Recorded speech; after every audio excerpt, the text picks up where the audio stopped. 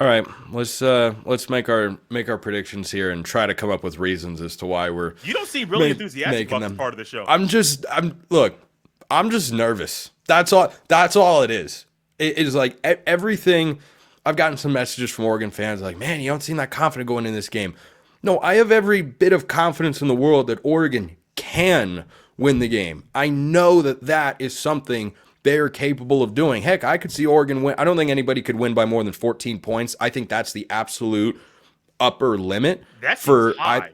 Yeah, well then no, that's what I'm saying. That's the Yeah. ceiling. Yeah. That's the ceiling for either team. I think it's decided by less than 10 points.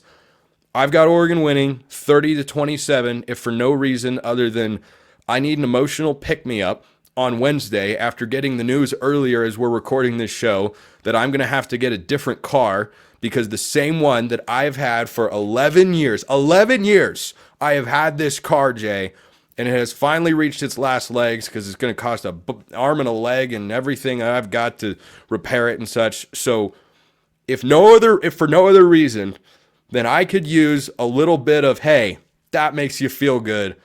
I've got Oregon winning. I think this is a close competitive game, but oddly enough, I feel pretty good. I hope I don't have to eat my words here. I feel pretty darn good about Atticus Sappington and the Oregon field goal and kicking game. So I'll take Oregon 30, Ohio State 27. And I think this is another instant classic that will be more enjoyable for people who are not fans of either of these teams. It is going to be way more fun if you're some diehard college football fan in Auburn, Alabama, going, "Oh, nice, Oregon's playing Ohio State. This is good. Let me sit back, crack open a beer. This is going to be awesome." For Oregon Ohio State fans, I think this is going to be a 3-hour sweatathon. Spencer, I'm going to do something I didn't do the first time around. Oregon 31, Ohio State Oh! 28. Oh!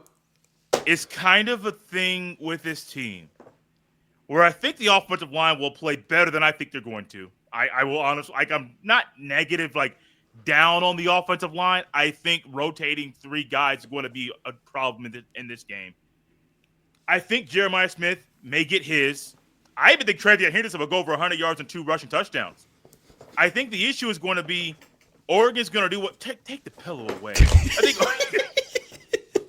I think Oregon's going to do what is needed to slow down everybody else. I don't think there's an answer for Jeremiah Smith, and I think Oregon's tackling issues in the open field will allow TreVeyon Henderson to score a couple times. That's it. I don't have faith in the kicking game. He's made numerous kicks this year, guys. Don't get me wrong, but I think in the biggest games, he's not. He missed one against Nebraska. He missed two. I think it was two against Michigan. I think he's going to miss one against Oregon in the Rose Bowl. And I do think that Oregon and Dylan Gabriel are going to do enough. They're good enough to beat Ohio State twice in a year.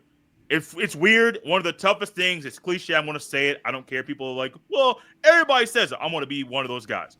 It's very tough to beat one team twice in a year. You don't see them much in the NFL, and they play division teams twice in a season. And I think Oregon's one of those teams that's playing in a way that every time they play somebody this year, they have an answer. It doesn't matter if it's Penn State in the Big Ten Championship, Ohio State at night in Austin Stadium. It doesn't matter who it is. Oregon has had an answer for everybody. And I think this is one of those games where Oregon has a better quarterback. Ohio State has better skill players.